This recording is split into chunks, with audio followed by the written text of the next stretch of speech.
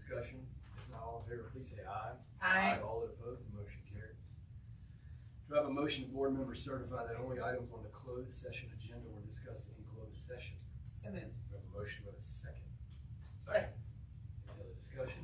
If not, all in favor, please say aye. Aye. All that opposed, that motion carries. All right, please join us in the Pledge of Allegiance. I pledge allegiance to the flag of the United States of America and to the republic for which it stands, one nation, under God, indivisible, with liberty and justice for all.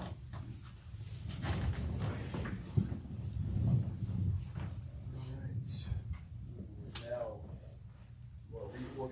reorganization of the board, Dr. Frazier. It is that time of year, our first meeting of 2026. And so we will now take this opportunity to organize the board.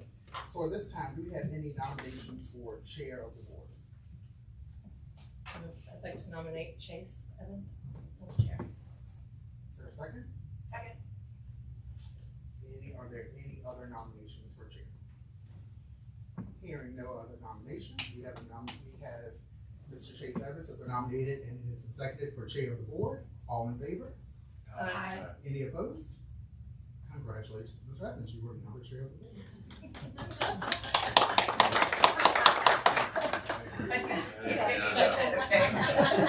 I will turn it over to you for the rest of the reorganization and I will help you as needed. All right. Whether to thank y'all or not, but. So, all right, moving right along. The election of our vice chairperson. Do we have any nominations for our vice chairperson? I'd like to- Third. We got first, second, third, all out of the gate. Do it first, do we have a second? Second. Aye. Congratulations. No, that's so weird. All right, moving down the list. Next on the list, the appointment clerk. All right, Mr. Chair, I would recommend that the board appoints Mr. Nate Leach, our assistant superintendent, as the clerk of the board, and I would also recommend that we appoint our division executive assistant, Ms. Kimberly Overton, as the deputy clerk of the board. All right, thank you, Dr. Frazier. Do you have a motion that matches that? So moved. Do you have a second? Second. All in favor? Aye. The motion carries. All right, moving down. Appointment of superintendent's designee. Mr. Chair, I would recommend that the board appoint Mr. Nate Leach, assistant superintendent, as my designee in my absence. Do we have a motion? So moved. Do we have a second? Second. All in favor? Aye. All right, thank you. The motion carries. Moving on, letter E, establishment of meeting dates and times. Mr. Chair, I would also recommend that the board maintain its current meeting schedule to be the third Tuesday of each month, starting at 6 p.m. unless otherwise noted on the calendar that is attached in board docs. Do we have a motion to approve the meeting dates and times as discussed? So moved. We have a motion. Do we have a second? Second. All in favor? Aye. Motion carries. Next, we have considering appointment of board members to committees. And Mr. Chair, it is my recommendation, unless board members have another desire, but I would recommend that the board members keep their current committees for 2026. Anybody having objections to previous appointments? And just for the public, they will know that Ms. Sweeten currently serves on the Middle Peninsula Regional Special Education Advisory Committee. Mr. Evans serves on the Virgin Communities Committee. Ms. Sturt serves on the HERDA Educational Advisory Committee. Mr. Jenkins serves on the King William County Parks and Recreation Advisory. Ms. Reed serves on the Arts Alive Committee. And Mr. Jenkins is our delegate for VSBA. And Mr. Evans is our alternate delegate for VSBA. we have a motion to approve our current committee appointments as they previously were? So moved. We have a motion, do we have a second? Second. All in favor? Aye. Motion carries. Next item on our agenda is consent agenda. Do we have a motion to approve the consent agenda and minutes from December 16, 2025? So moved. We have a motion, do we have a second? Second. All in favor? Aye. Motion carries. Next on our list is recognitions. Dr. Frazier. Good evening again, board members and guests. This month, we have a few recognitions. I don't have my paper in front of me. All right, we have a few recognitions this month. January 12th through 16th, we celebrated Principals Appreciation Week. We are very grateful for both of our principals who are here tonight. They got lots of love on social media. And last week, we also recognized our assistant principals for their hard work. And so can we just show some love to this month, we are also recognizing National Mentoring Month and Thank You Month. At this time, I would ask Ms. Goodwin to come and she'll start us off with her Student and Staff Rise Awards of the Month, followed by Dr. Bird. Thank you. Good evening and Happy New Year. Chairman Evans, members of the board, Dr. Frazier, thank you for the opportunity to share the good works of so many of our dedicated staff and students with the monthly Rise Award. I think I heard you say student first. Okay, great. We are excited to share our January Student Rise Award. Matoaka Costello was nominated by her teachers this month for demonstrating Rise core values.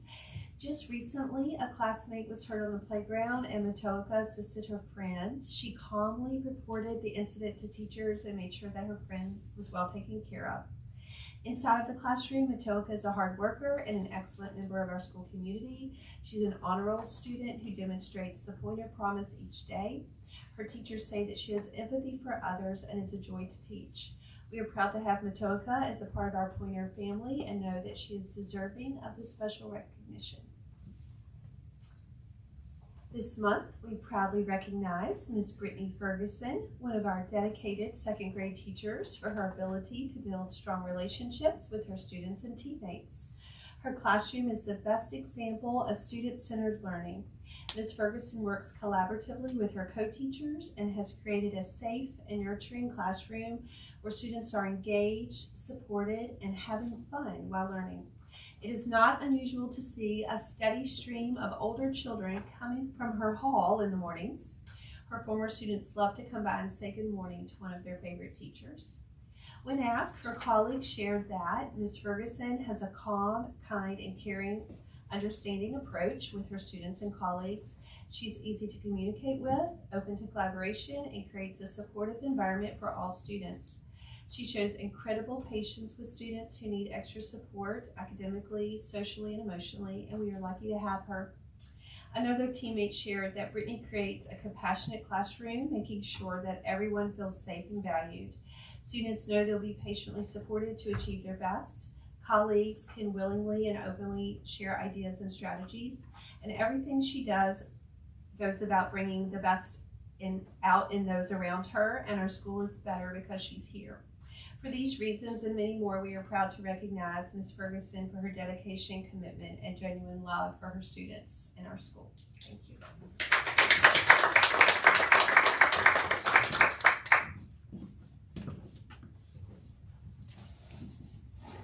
So our middle school Rise Award this month goes to Priya Lewis Ayers, an 8th grader.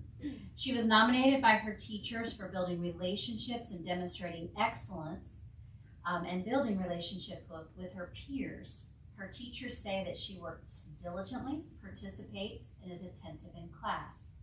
She asked fantastic questions, and the class learns so many things because of the questions that she asks. She is supportive of her peers when they're struggling and often spends free time in class helping others. So we congratulate her and thank her for her hard work and her excellent relationships.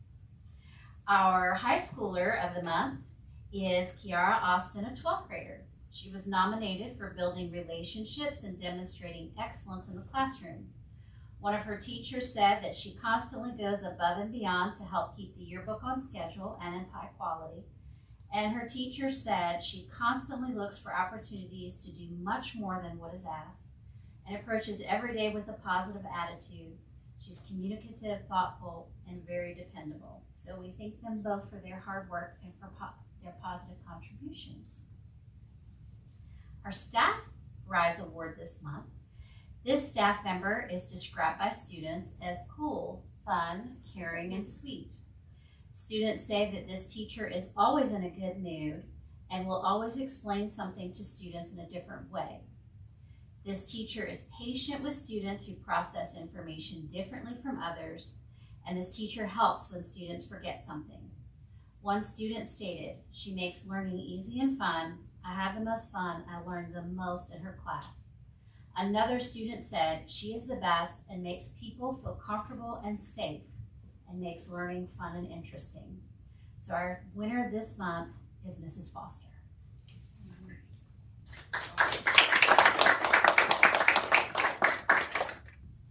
Congratulations to all of our students, and staff of the month. Next, I would like to recognize and just to congratulate, we are a proud Pointer family. As recently it has been announced that one of our former superintendents, Dr. Jeffrey Smith, is the new Secretary of Education for the Commonwealth of Virginia. And that just makes us proud here in West Point, as we know that Dr. Smith worked very hard. When he was a superintendent here, he was truly about innovation as he started the Pointer Pointer Pathway Program. And so we are just proud of a Pointer going to the state level to make change and to affect our public education system. So congratulations to Dr. Smith. Also, we have a retirement that we would like to recognize this month. And so after 25 years of service, we would like to recognize our facilities manager, Brian Metter, for his hard work and dedication to the school division. He was slated to be here tonight, and he just texted me and said that he could not make it, but he wanted everyone to know that he truly enjoyed his time here, but he has decided to move on with the next path in life. But under my leadership in the division, there are two projects that I will forever be grateful to Brian for. And one is the renovation to this building when we moved here. In 2021, we were working through the pandemic, but Brian and his team took on this project to renovate, to design, and do everything that needed to happen for us to come to this building. If you saw this building, but if you saw this building before, it did not look like it looks now. And so we are very proud and very thankful for the work that Brian and his leadership took to take on this task.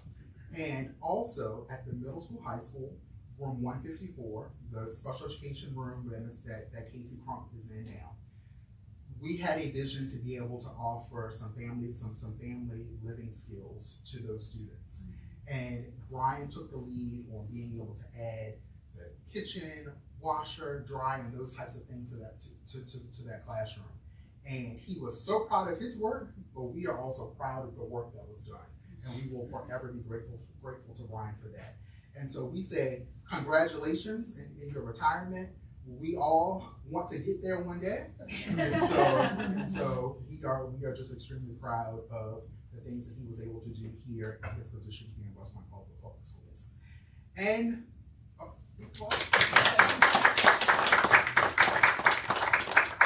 And finally, I did not have this one prepared, but I also just want to thank Mr. Jenkins for his leadership and leading the board for the past 3 years. Mr. Jenkins came in and served as the chair of the board, and we are forever grateful for all that you did, for your availability, for being able to come whenever needed, as many times as you presented to the staff, participate in education committee meetings, and just led our monthly meetings. And so we appreciate everything that you've done.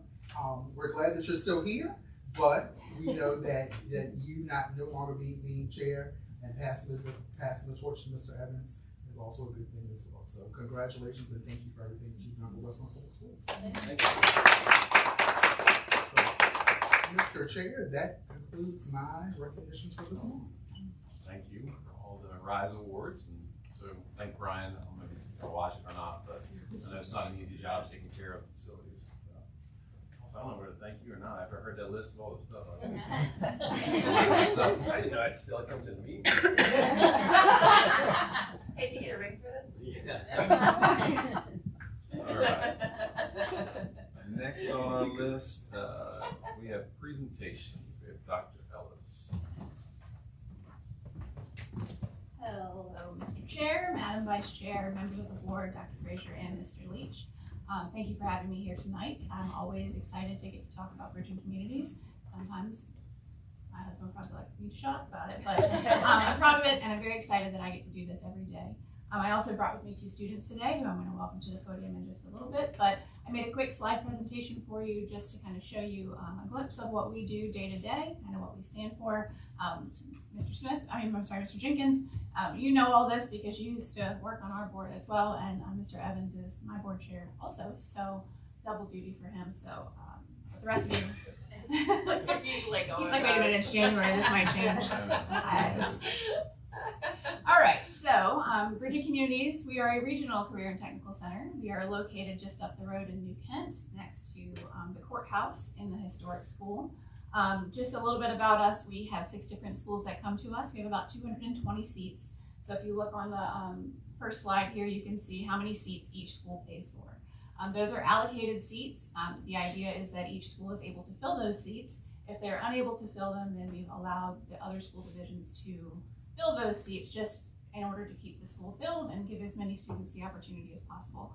We'll talk a little bit about how over the years West Point has benefited from that and the growth that West Point has had as well, which we're very excited about. We do have kind of 2 sides to our school. We have the career and trade side, and we have the STEM Academy side. So the career and trades are more diesel equipment technology, small engine and marine service technology, HVAC, and culinary arts. Our STEM side is where our health sciences live, nursing, EMT, pharmacy tech, cybersecurity, and game design. What we love is that this doesn't cost students anything because of your commitment as a board that pays for those seats. So that reduces barriers for students who might not have the resources to ordinarily participate in programs like this. So we're grateful for your support in that. It ends up costing them a $25 student fee as long as they can pay it. If they can't pay it, we figure that out as well. All of our programs except for health sciences are 2 years. All of them are dual enrolled except for the marine service technology, and we'll talk about the extensive credentials you can get with that, as well as pharmacy technician. And that's just because Rappahannock Community College did not stand up a pharmacy tech program on their campus. So really what makes us special is that every day we try to make everything that we do real world. I never want to hear a student say, when am I ever going to use this? Because we want you to know that you're going to use it every day at work. We try not to focus on the superfluous. We try to focus on the sustainable, durable skills, which used to be called soft skills, but we know that they're farther and further between when we see them. So we really focus on, having a good handshake, looking someone in the eye, communicating well, being accountable, being punctual. And I'm proud to say my students rise to that challenge every day. I always tell them on the first day of school that I'm going to treat you like an employee that I'm not. And I think that that's, it works for us because it sets a level of expectation as if, like, if I were paying you for this, would you be able to do this at work? And they do rise to the challenge. We have very few, if any, discipline issues. And I'm proud of my students every day that they go out to work in their internships and how they represent us in the community. We do focus on hands-on learning. Of course, there's still that book work that you've got to do in the theory and that kind of stuff. But we do try to turn that into those industry credentials that are important to the employers and in the industry. So for example, in our marine service technology program, it starts with small engine. They get an EETC and a Briggs & Stratton certification there. Those are 2 and 4 stroke, and then they move into the Yamaha certifications. So they get 5 different outboard Yamaha certifications from Yamaha Marine University. We actually got a grant with the state and brought it in-house. So they end up with more, they get OSHA in that, as well as APYC, which includes their voter safety card and CPR. So while that was not a TE program, it has more credentials, and it's very important in this area because, as you know, everywhere we look, there's water and boats and marine engines that need to be serviced. We also have different credentials based on the program, whether it be the Certified Pharmacy Technician, the National Registry for the EMTs, ASE for diesel, EPA for HVAC, and I'm proud to say Caleb's class, who's here with me today, they have 100% universal certifications for their EPA card, which is a huge accomplishment for those young men. All of our programs have some sort of work-based learning or service learning, and so they all get, the ones who go out for internships get paid for those. So all of our trades will lead Thursdays and Fridays, starting this week actually, going out to work, earning money with different companies. We have, I'll talk about the numbers here in just a second. In fact, I'll skip forward. We have about 135 internships happening this school year. 48 different business partnerships that we're anticipating. I just got 2 more today, so that actually is up to about 50. Last year we had this year we have 127, last year we had 135, but you can kind of see our growth there. We did not always send all students out. It used to be the same way that most tech centers run, and that is if you have a place you'd like to go, you can do an internship, but now we've made it our focus to make sure that everybody gets out and gets that. Where that's helpful for you guys is when we're talking about the 3E readiness framework and those points that you get. So anyone who goes to our programs gets a credential and then does their work-based learning gets you 1.25 credits. And they're a DE class. So in the top you can see I put a little check mark for that as well. So 6 of our 8 are DE. So I'm going to backtrack a little to show you specifically West Point. You can see we had a little bubble in 2002-23. That was just a lot of enrollees, and coming off the heels of COVID, we had some other schools that weren't using their seats. So when I had people from West Point who were qualified and ready to roll, we went ahead and took them with the blessing of the other superintendents. At that time, y'all were paying for 11 seats, so you had 27 students, which was quite a bang for your buck. But it did, over the course of the next 2 years, y'all expanded your seats to 16, and now you're up to 21. We had a couple of attrition students this year, but I anticipate next year you're going to be right at or maybe a little bit over. You can see the total enrollment also for bridging on the right-hand side. Any questions so far? All right, these are just some of our students in action in their internships. If you're not following us on social media, I highly recommend you do that. We just don't update our website as frequently as we do with social media. You can see that today I posted up, I believe it was 8 different young men who all are going to the State Skills USA competition. We finished 1st, 2nd, and 3rd in power equipment. 1st, 2nd, and 3rd in diesel, 1st, 2nd, and 3rd in marine service technology, and 1st and 3rd in power equipment. We also finished 1st, 2nd, and 3rd in HVAC, although that ceremony was not today, so that post is not up. But you can see some of our local businesses. I'm going to have our students talk in just a minute about those businesses.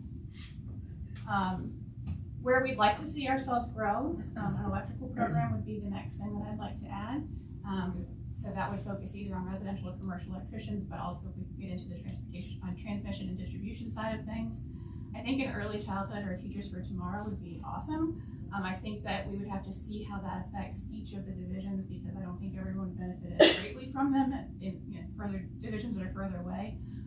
But it's worth having that discussion. And then things like machining, or even logistics and manufacturing, because of some of the businesses that are coming into like the New Kent area. But those are the numbers on the right are for for an AM class and a PM class, so that's how our numbers could grow. The challenge is always, as it is, I'm sure for you every day, is that money. We have to make sure that we're funded. For me to fund it, we're 100% funded from your local tax dollars. So we don't get really anything from the state or the federal government, and we really don't get Perkins either. So if we're going to add a program, it adds about $100,000 to $120,000 to our operating budget, which is passed on in tuition. I am trying to work with Keith Hodges right now to get funded the same way that governor schools are funded. They get considerably about $4,200 per student, where we get about $200 per student. So I'm really trying to advocate for that. I don't know that it'll happen this year, but all we can do is continue to sing for the summer, right? So that's the plan. But in the meantime, we have been granted another 8,500 square feet of space from New Kent County. It's been a hard-fought battle with Mr. Evans here, but we do have new classrooms and places to grow, and we were already kind of cramped, so we're able to kind of breathe and expand into the space that we really needed to begin with. So excited about that and the support from New Kent. So at this point, I would like to first ask if you have any questions, and then I would like to bring up the most important people.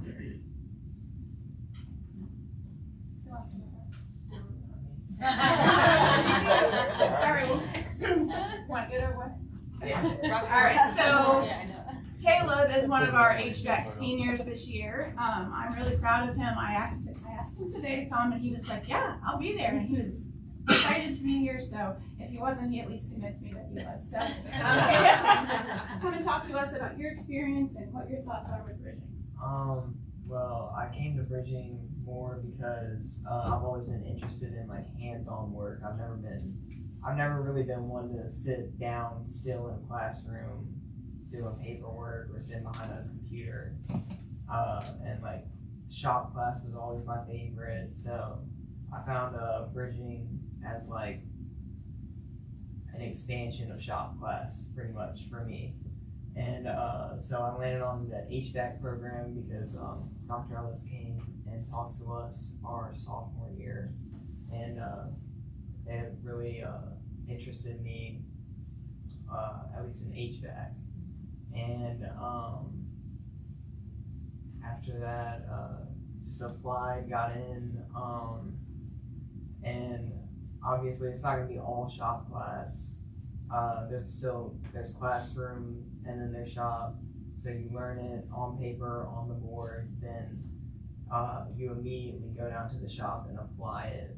And then from there, now that I'm starting my internship on Thursday at Ryman's Heating and Cooling, I get to apply those skills that I learned in the classroom that I translated to the shop to now the real world where I'll be getting paid for it. And yeah. That's great. Thank you. I will say, Ryman's has taken, this is the third West Point student that they've taken in, I think, just 2 years. And literally within like an hour of his interview, she called me and said, "I'll take him." And I was like, "Well, okay." He had a couple of interviews, but that's where he landed, and I wasn't surprised because he's a pretty personable young guy. So next I have Maddie Cederlin, with a Y, which I messed up with on her certification, or her welcome paper. But come on up, she's in our EMS program. She's actually a junior this year. Kaylin. Egg on my face. Kind of go around in a pair. Yes, all the time. Yes, I guess you just freaking practice. All right, so talk about EMS. Hi guys. So I've wanted to do EMS and firefighting since I was little, and getting up closer, I was like, well, I don't know if I'm gonna like it. And you know, you don't want to just kind of jump right in. You're like, what if I just put all this effort in and it was for nothing? So bridging is a really nice way to get a little jump start and like a little peek into what you might want to do in your future. So since Dr. Ellis came and talked to us about it, I was like, yeah, that's what I want to do. And instead of sitting in a classroom where you have to stare at the smart board, listen to a teacher, you know, just talk and talk and talk, like they love their job, you get to go to bridging where your teacher really does love their job, and they've gone out and they've done these things, so they have really good insight, and you get to do a lot of hands-on stuff, which is what I love doing. So like in EMS class, we'll do, like today we talked about face injuries, and so then he got out gauze and pencils and we pretended like we stabbed ourselves in the eye and we wrapped gauze around our head. And so it was really nice, and it's just a really like good family connection in the whole building. There's a lot of good laughs and smiles that you walk down the hallway and you can say hi to anybody, and it's always a good time. And every staff member is looking for you to do your best, even if it's not. I could go down the hallway and talk to the HVAC dude, and he would be super excited to help me with whatever I need. So it's a really nice community there, and it's a really nice place to get hands-on experience. So what are your next steps? Next steps are trying to get my national registry exam passed in May, which we'll start studying for soon, and then I'll do my firefighter classes after that.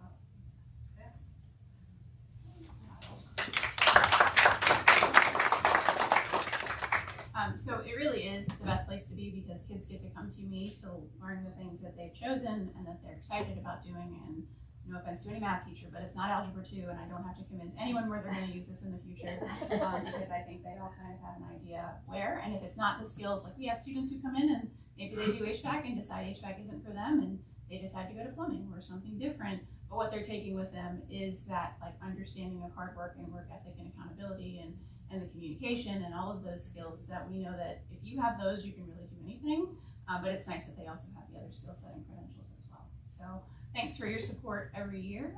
I appreciate that the growth. You guys have almost doubled since I've been there, and a lot of that I think is leadership from Dr. Frazier as well as your counselors. Amy Rush is amazing. She finds the best kids to come. She does a really good job of preparing them and making sure their essays are right. She does an incredible amount of work to really give us a great cohort of students, and I can say consistently West Point sends me really great kids. So, thank you very much. If you have any other questions, let me know. I was just going to say thank you, Caleb and Maddie, for coming and speaking tonight.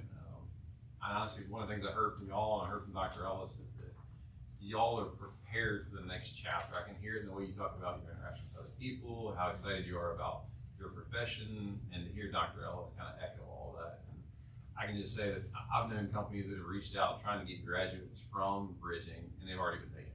I mean, so there's programs that these kids are immediately getting hired. So I just want to commend all of y'all with that. Thank you. Thank you so much for having me. I would say too, Caleb and Maddie, definitely thank you for sharing your experience. I think it's easy to see that their experience aligns with our values, right? Relationships, it sounds like you've got great relationships. Innovation, student-centered, that's why we're sending them there. It's an alternative path, and obviously excellence. The growth, we've doubled, that's great. Dr. Ellis will tell you about that. What she won't tell you is the work she's done there, because bridging is in a much better place since she's been there, and that's one of the reasons we've been able to double and get students interested in wanting to be there. So thank you for your work there too, because you make a difference. Well, We thank you. appreciate it. Thank you very much. I love doing it every day. It's the first time in my life I haven't been saying, how many years do I have left? So I have a great question Yes, for ma'am. you. It's more about, so you said you reached out to Keith Hodges. I don't know if you have an answer, but is there if there's something that we can do to help with that process? I don't know if there is. I mean, he is cousin by marriage, so I'll talk to him anyway. But if there's something we can do as a board and kind of like advocate, I don't know, then I know I would be interested in knowing what we could do to make sure that happens. I'm happy to share the letters with you. I have also shared it with Scott Wyatt, and it's going to Buddy Fowler as well through the former director of Bridging. So I'm happy to share that letter with you, and also just maybe put a few talking points about what we would be doing and the difference it would make. Essentially, it would be an influx of, if we were the same, about $800,000, which would allow me to potentially reduce tuition for the school divisions, which is a huge win for you all, but also then expand. And then we run on a very lean crew. We have a very lean budget. Little things like capital improvement. We don't have a capital improvement budget. So we've been very blessed by the county to be able to still run and do all the things and kind of figure it out one way or another. But to grow programs, to reduce y'all's tuition, to able to get us a little bit more of a full staff. We don't have work-based learning coordinator, and that would be really helpful. It's literally myself, my assistant, and the teachers. So I'll put something together for you, and I'll send it to Chase and get him to pass it on. That would be great. Great, thank you so much. Thank you so much.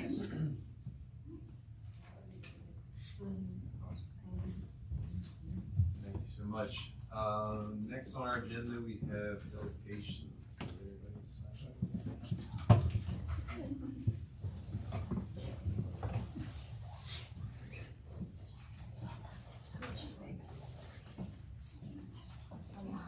All right. Next we have reports. First up is our inclusion action plan. Ms. Roach.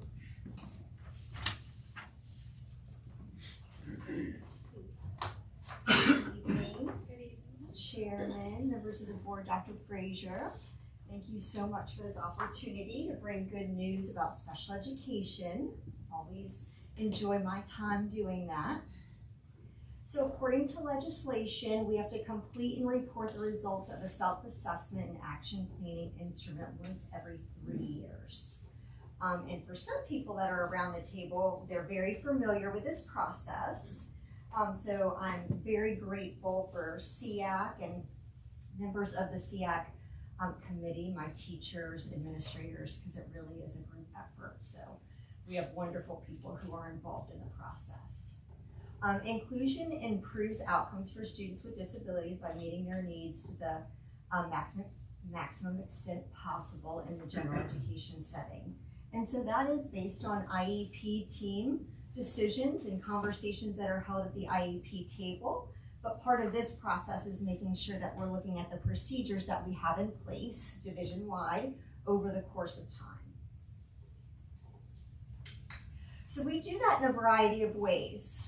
One of the ways is we have a quality standards self-assessment tool. And that tool has approximately 100 questions on it under the different indicators that we look at that helps us to understand our inclusive practices.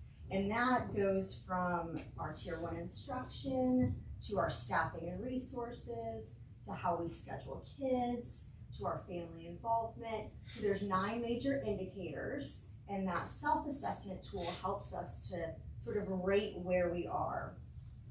And the way that we got information this year is we take those 3 years and we collect data across those 3 years, so we get a little snapshot, and it's not all at one time. And so we have different people or different entities sort of check off where they believe we are in that self-assessment process. And then I collate that data and I find where we have commonalities, and then that's how we sort of earn our points. And so we'll go over how we rate it as a division. And that includes our SEAC. So SEAC is parents and teachers, and also administrators. That includes administrators, building level administrators, and central office administrators. And then that also includes community members because they're part of our SEAC. And then we have a special education and general education teaching team. We have lots of our teams, but they complete the VDOE's Excellence in Co-Teaching Initiative self-assessment. And all of these tools that we're using are ones that are endorsed by the Virginia Department of Education as part of this plan. And so they go through, and there's very similar factors that are kind of related and aligned to the things that we're looking at in our overall self-assessment. And those teams get together as a grade level or as a group. We do it at both buildings, and they rate certain characteristics as being fully implemented, evolving, or needing assistance. And then we take that information and we collate and analyze that and figure out in terms of, from the boots on the ground perspective, how are we doing? That had about total of 90 questions, and over those 90 questions, we had 6 that we needed assistance. They rated as needing assistance. Typically, they were involved in scheduling, which is really difficult in a small division. We don't have a whole lot of flexibility sometimes, but our middle school, high school team is really leading the way and making some changes and trying very hard to do things in terms of giving our teachers common planning time, flattening the numbers, and some of the other strategies that you've heard just across our presentation. So we're continuing that work. And then you have heard me talk about our faculty survey. So I usually will come and give a presentation about how our faculty sort of rated us in terms of how we're doing with special education. That information is so important. We need their feedback to know what we need to work on, what we're doing well, how we're meeting the needs of our students, and how we're meeting their needs. Themes that are often coming out across those surveys are planning, scheduling, and training for our interventionist. When we present that information, we typically look at snapshots over years, so we have the ability to look at our 23-24, 24-25, and as far back as our 22-23 data too. You probably got like the 50-page packet that had the red, or we don't have any red, thank goodness, but the green and the yellow, and you'll see there faculty surveys are listed with our progress across time. There's certain questions and you'll see where the faculty survey questions fall in line.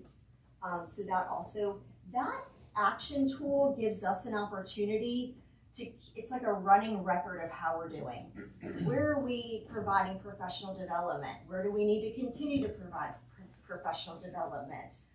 Where are the teachers' responses falling into those questions and indicators?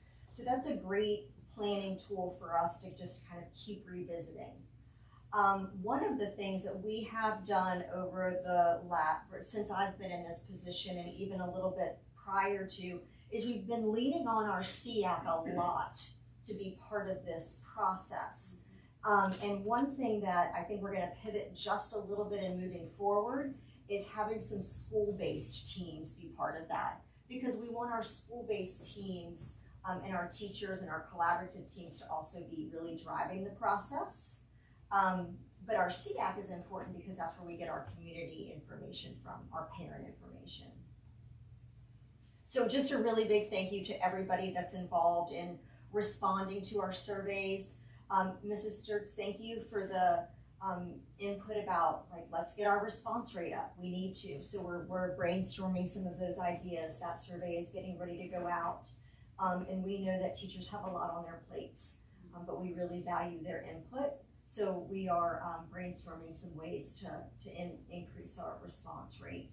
And the building administrators and even our collaborative teams. It takes time to give meaningful input, so we really do appreciate all of that. So the data that we're looking at looks at those 9 areas of inclusive practices that the state outlines as important areas for moving our division forward and for moving our kids forward and for providing an environment for them to learn that allows them the most meaningful opportunities with peers that are their age in the general education setting. And so when you kind of look through some of those questions, they will fall under one of those 9 areas. And so like the first one really has to do with, are we clearly communicating like our vision and our approach in West Point schools? Are we meeting our compliance standards? How are we doing with staffing and scheduling? In the classrooms, how are teachers feeling with differentiated instruction? So that those things are all falling under those 9 categories that you see. So when we take all of that information and we put it together, we look at those 9 areas, we fell in the excellent range or in the advanced range for all of the areas. Now that doesn't mean that we don't have certain pieces that we still need to work on. We do. But overall, when we looked at the 9 areas, we were looking at like 3 to 4 certain characteristics. If we had 3 or 4 characteristics that were yellow or red, that told me that we were not at an excellence phase, that we were more in an implementation phase and we needed to do a little bit more work in those areas. Now we still need to do work in the areas that you'll see are yellow on your planning tool, but that allows us to be at least a little bit more targeted and know that those are just the specific areas that we need to work on. So when we look at those areas that are in the yellow, the planning time is one of those that you've heard me talk a lot about. And it is difficult. We've gotten so much better. The elementary school has a schedule that really does allow for them to plan very meaningfully. So usually planning time is not coming up as regularly as it is in the secondary building. But one thing that affects all of our teachers is if they have to be pulled for a meeting, that's a great time to pull. That's when they're available. So we really are trying to work with teachers to figure out how we can protect that time for them, because that is the time that they have with their collaborating partners. Can we provide sub-coverage to be able to allow them to still plan with their teachers and their partners? So how can we look at that differently? At the end of the day, they're still seeing students for afternoon academy and 8th period. So they often don't have that time to be able to plan if they're seeing students. So we're you know, there's always just little things that we can think about and being creative in terms of trying to protect that time for them. Effective use of our resources. We have amazing instructional assistants. We have amazing interventionists. They are dedicated, loyal, smart, love to learn, love our children. So we are just very blessed and lucky to have the interventionists that we do at the elementary school and at the secondary building. They deliver lessons. They are able to, with supervision, they are able to learn and understand how to do very important things for our kids. But I think just they have to learn the intricacies of different subjects. They have to learn the intricacies of how different teachers work and what they expect. And so I think that that's a lot. And some of it is just kind of, you know, building relationships and open communication, and trying to provide some consistency when we can. If they've built relationships with teachers, if we're able to keep them in a subject or with a teaching in a relationship that they've had before, are we able to do that, and how can we help support that? And then providing them training. So right now, our interventionists are welcome and encouraged to come to all of our monthly special education meetings. They are expected to come to all of their school level professional development activities. They're also required to do 4 hours of additional professional development in a topic of their choice that affects them in their daily work, whether it be behavior or content or instruction, through places like TTAC and things that are more geared to special education. So those are some of the programs that we have set up for them. And then we also are expecting that our special education teachers are working with them in their planning sessions and providing just like on-the-job training and modeling in terms of what they need. Staffing and scheduling. We want our staffing and scheduling to be student-centered. So like one thing that the middle school, high school did last year was Dr. Bird and I sat down and we almost pretty much hand scheduled or decided like what student needed to be where, or based on different personalities, or so you really have to get down to sometimes with our students in special education being that intricate in terms of looking at what they need. So that is definitely a very student-centered process. And then our positive behavioral supports. So we have so many different programs that are going on at each building that it's not like a top-down division-wide thing, because each building has different needs. So for instance, right now, like Mrs. Goodwin is getting some PBIS things going in her building. She's also using TTAC.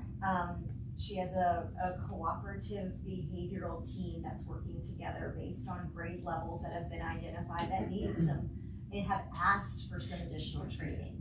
So she has them coming in working with those grade levels specifically based on student needs, based on teacher needs, and based on what they've requested. So we have different things that are going on based on what they have determined that they need and want. And I could go on and on, but I don't have that right in front of me. It is noted in that section that's yellow. There's a long list that you'll see of the different positive behavioral supports that are happening at each building that are very unique to each of them.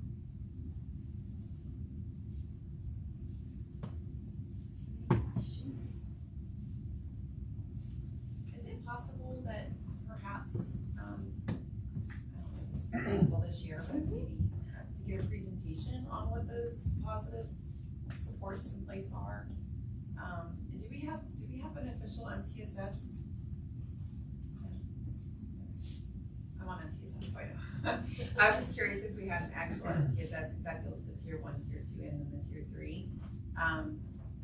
So I see it all laid out here, but I think it'd be nice if maybe the principals or their team or somebody maybe could do a presentation. Again, I don't know if that'll happen this year, but so we could have more understanding of what specifically is being done. At least for me, I like that at each level. Sure.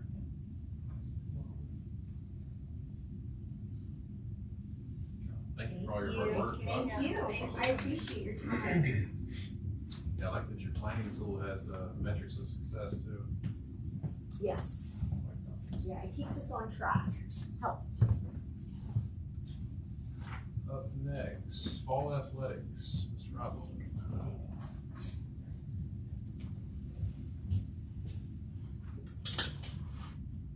Good evening, everyone. This is my first time addressing the board, so I'm a little nervous. I'm a little parched. But again, thank you for having me.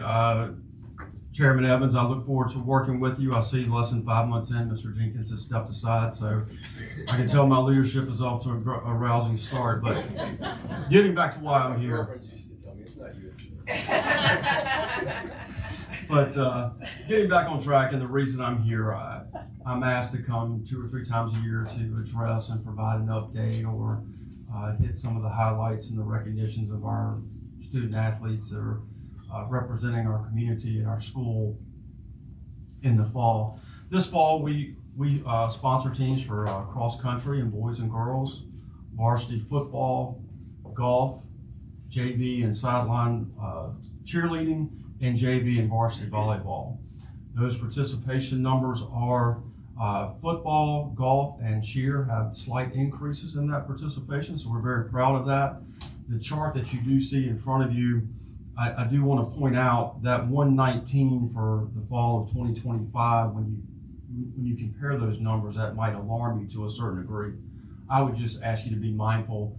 This is not reflective of our One Act program. They will be included in the winter update.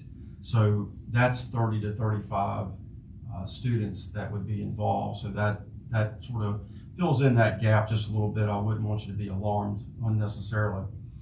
When you scroll down and look at our team accomplishments, certainly it goes without saying the success of our boys and girls cross country teams from the past fall.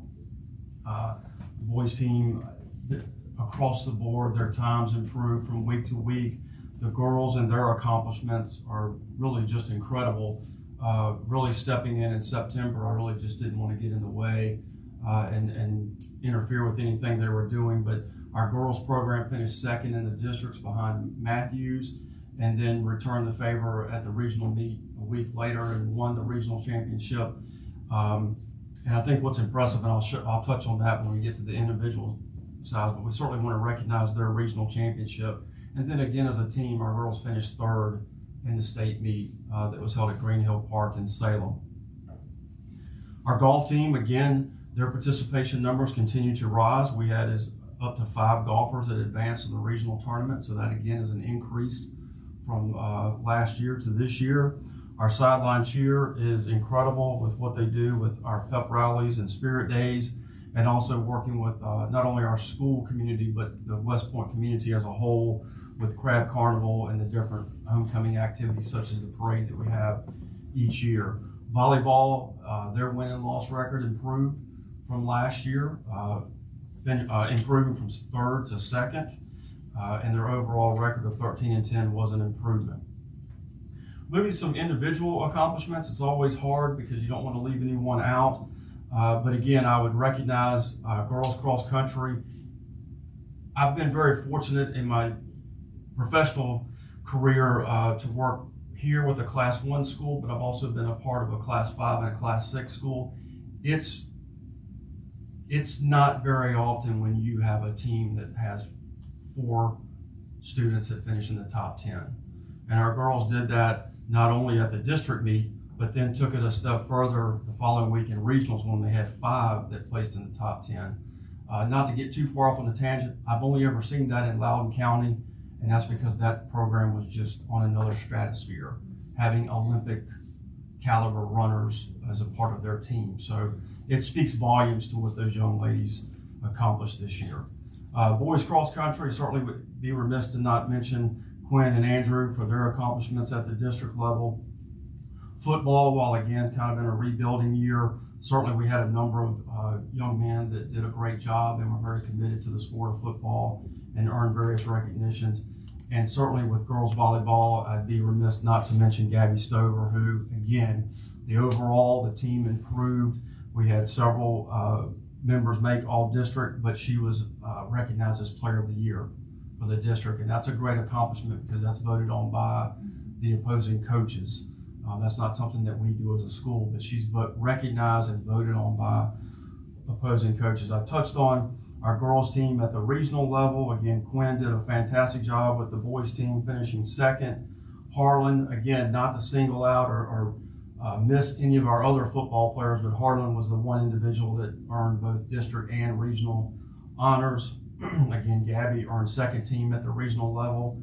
And then just in finishing, again, our cross-country programs and what they accomplished with Quinn finishing 16th in the state meet and our young ladies finishing, and that is the places that they finished at the state meet. And again, to have that number of young ladies that finished in the top 50, that's out of forgive me, I think it's 106 that are in each of those races. So each of ours were in the upper half of that. So that's a great accomplishment. But that concludes my report. I do want to end, and probably already know one thing I want to do in the winter and the spring. We had 44 students that earned all academic recognitions, which is for a 3.5 or higher GPA. So we're very proud of those accomplishments. So some way, somehow, I want to either designate if they're already listed or have a way, or provide you maybe even just a separate list that includes all of those 44 names.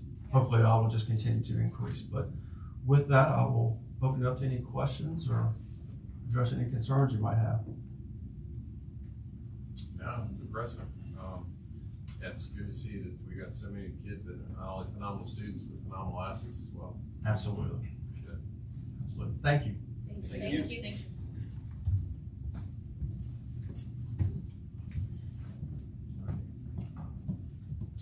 Next up, items under study, Mr. Leach. Yes, so you have a draft calendar. It's crazy to think we're thinking about 26, 27 already. You get the draft calendar, and one thing I want you to remember is that when doing the calendar, you cannot make everyone happy. I realize that every time I send out a draft or ask for feedback.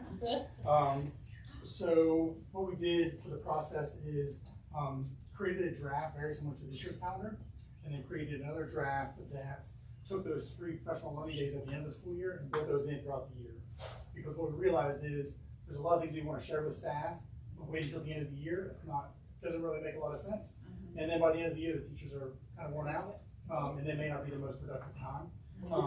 So we took those 2 drafts and then got some feedback and merged it into one draft we're into tonight. You have a summary sheet.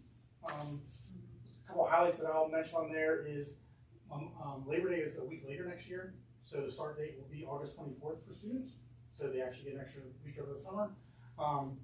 Because with going before Labor Day, we get 2 weeks. We get to start 2 weeks before. Something else to consider is that West Point, prior to maybe 5 years ago or 6 years ago, was always on a 180-day calendar, and then we went to hours. So we have to have at least 990 hours in order to meet their state requirements. So when you look at this, and that includes for us a lot of built-in bank days for snow or weather-related things like that. But also to consider that the state gives you 10 virtual days. So we also realize that we may not need 16 or 17 days. So that's why the number went from 175 this year to proposed 173 next year. Still has some built-in days because, as Ms. Sweeten would mention, sometimes we just want to have a snow day or not have a virtual day every time. But we may not need 16 or 17 of those. But then again, we are supposed to get 2 feet of snow this weekend. Exactly. We'll see how well that accommodates. I'm just hopeful. Yeah, I understand. It would be nice for kids if they have a snow day to actually be able to play in the snow. Yes. So yeah. Yes. Sorry. I agree. So again, the six professional learning days would be built in throughout the year. They would have 1 day at the end of each quarter for a work day. And then a couple other highlights is we have the 4-day weekend over Labor Day. Crab Carnival would now be a 4-day weekend for students. And that Monday afterwards would be a professional learning day for staff. So that's something that's in there. Thanksgiving break will be a full week. I think that is something we weren't sure about how that would work when it first happened, and now nobody wants to get rid of it. So, Wonder if you thought about it. Keep that in there. We did get a lot of feedback from staff, and one of the things that they really wanted was after winter break to come back to a 4-day week. Realizing that's hard to get back on track after 2 weeks off for both students and staff, so that was built in. So the January 4th would be teacher workday, so the students and families would get 1 extra day, and they would come back on the 5th.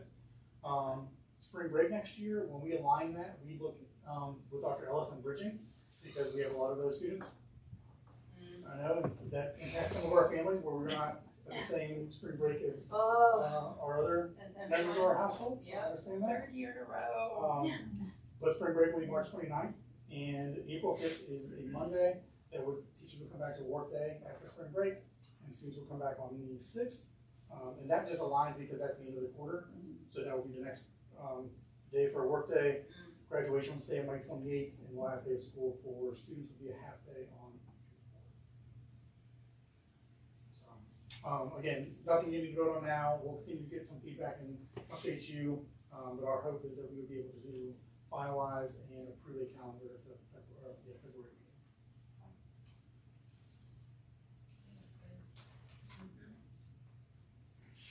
Dr. Frazier, if you want to pass this on to your friends in the nearby districts. I have shared it with all the Leslie superintendents. Sturts would love it.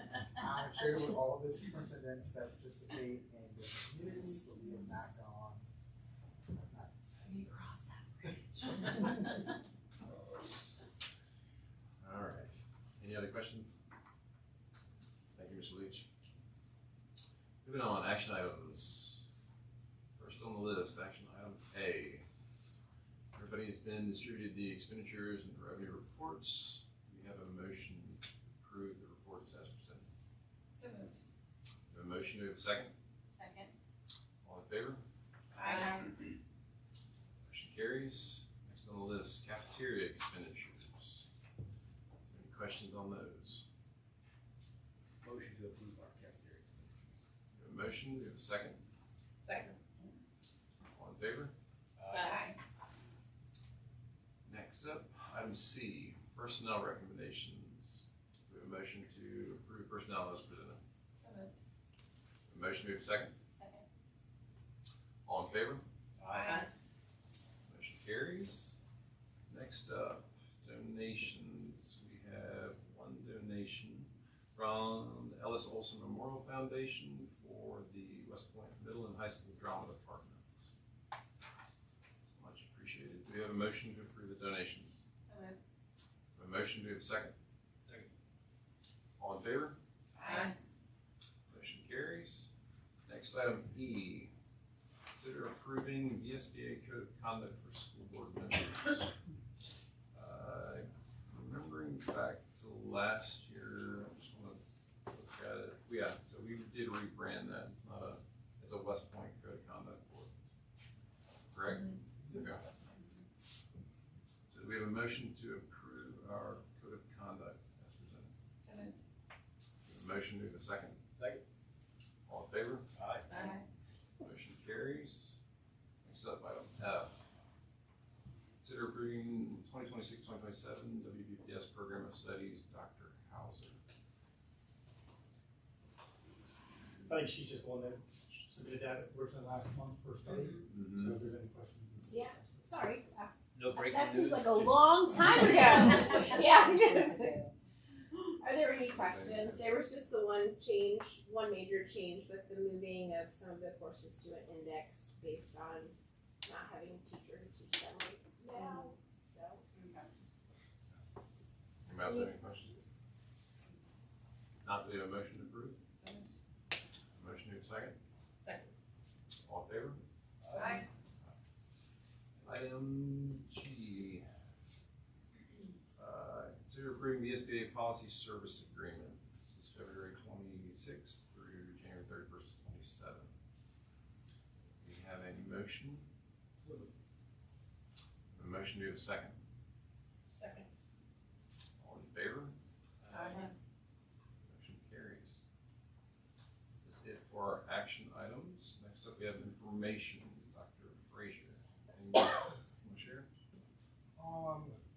Nothing really, just, as we're moving to discuss our upcoming meetings, just know that we do have that board work session, the board retreat that is scheduled for Saturday. And with all we also know that the word on the street from the schools is that we will be out of school all next week. And so we will be monitoring the weather very closely to see if we will still be able to have our retreat on Saturday, and then what school will be next week, and our board budget work session is scheduled for Tuesday. But if we have 2 feet of snow, we may or may not be here. So we will keep you all posted as to those upcoming meetings. So retreat here. Our retreat is going to be at the middle school, high school, and the library.